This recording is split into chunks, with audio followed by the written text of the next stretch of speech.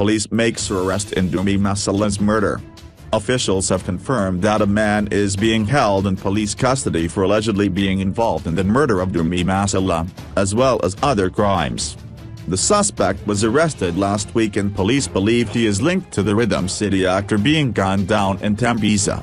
He has been linked to other crimes and it is believed he is linked to the Dumi case. Investigations are ongoing, said police spokesperson Dlamini.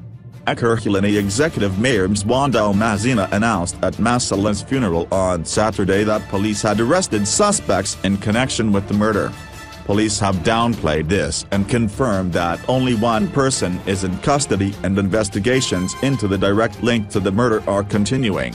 Masilela, who was with a friend, had parked in a road in Tembisa when a black Jeep approached his car.